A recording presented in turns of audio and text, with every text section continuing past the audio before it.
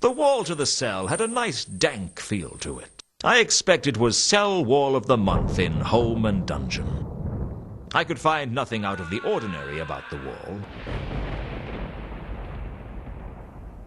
The door to the cell was so stereotypical I half expected to look around and find a bearded old man manacled to the wall. I pounded on the door, but no one seemed to care.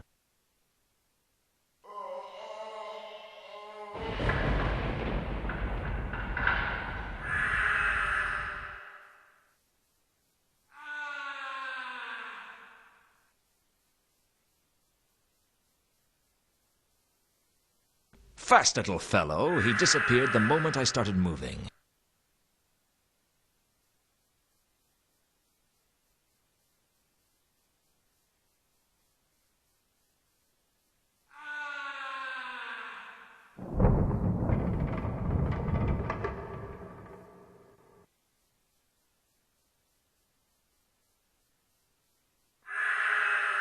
The rat had disappeared in a small crack in the wall. The question was, where had he gone?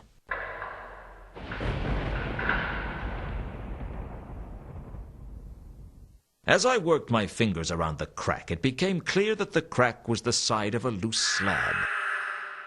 The block was loose, and I was certain I could move it.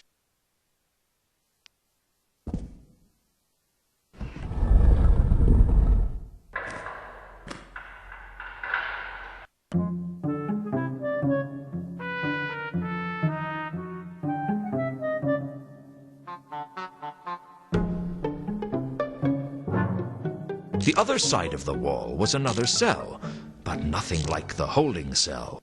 This was full of sketches and models, tools and materials. It looked more like a workshop, and there was someone working in it. Would you like a cup of tea? No, thanks. Are you sure? Or are they not drinking tea outside anymore? Outside? The city. I take it you're from the city. How is it? Same as ever, I suppose. You're Leonard de Quirm. Yes, I am. I'd found Leonard de Quirm. The man was almost a legend. There was no disputing that Leonard was a technological genius. But this meant he was as dangerous to the precarious stability of Ankh-Morpork as a compulsive smoker in a firework factory.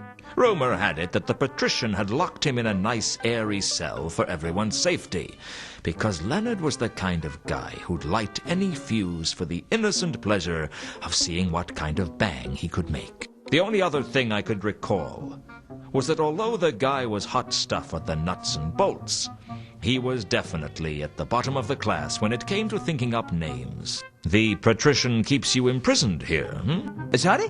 You're working for the Patrician? Not really. He calls from time to time and has a look at some of my sketches. Nice man. He keeps me abreast of events on the outside. What's that you're working on?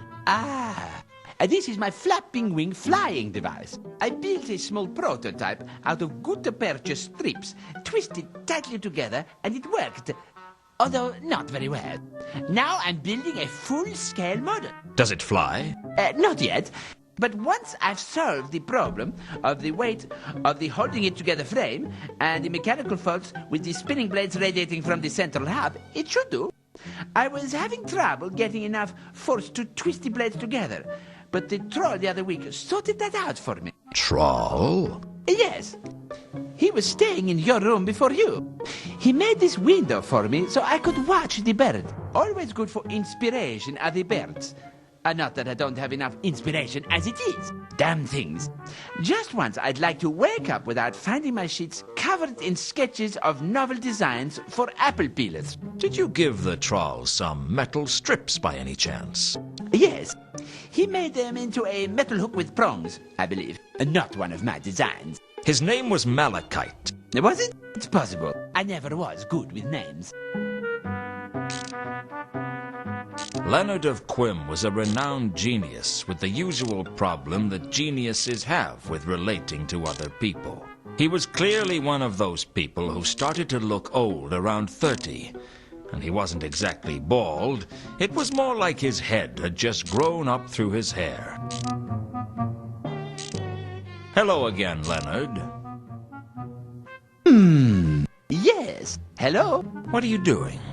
I'm deeply immersed in a mechanical problem. Can I help? It's not likely. I kept waiting for him to say something else, but he was lost in his work. Covered with wood, wire, paint, drawing materials, sketches, cartoons, and glue. The table was either the product of a highly deranged or a highly arranged mind. There was nothing useful to me on the table. Well, nothing useful that wasn't glued down, or that I thought Leonard wouldn't notice missing.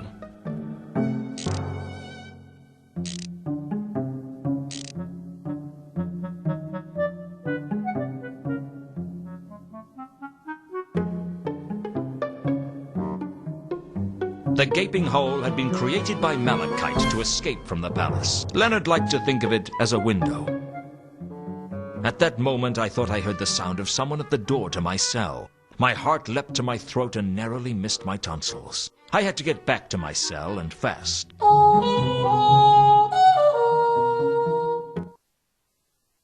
Hello, Lewton. Nobby, what are you doing here? I've come to let you go. Does Vimes know you're here? Yeah, he sent me. What happened? There's a witness to Malachite's murder. Saw the whole thing, although not very well. He couldn't identify the killer, but from the description we got from him, we can rule out you. So, I'm off the hook? More or less. Vimes must be livid. I've seen him happier, but he's still convinced you're involved in this somehow. I dare say he has a point, actually. But I'm not a cold-blooded killer, whatever he may think. Who was the witness? A gargoyle up on the roof of the clerk's office on Salis Street. What did he see? I'm not supposed to discuss that with you. Come on, let's get you out of here. You won't get any arguments from me.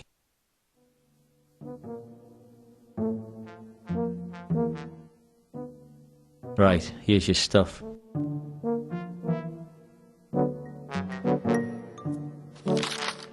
Where's the crowbar? We're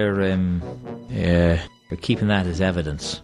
Yeah, right. I'll see you around, Nobby. Thanks for coming to get me out. I appreciate it. That's what friends are for, isn't it? Friends are for getting you out of a holding cell? Could be. I ain't got that many. You won't get any argument from me. See you later. I had this feeling that I was caught in the middle of something big, but I still hadn't a clue what it was. All I could do was keep searching and hope that sooner or later I'd stumble upon the truth. Well, maybe not stumble, just very carefully put my foot on it and hope the other end didn't come up and hit me in the teeth.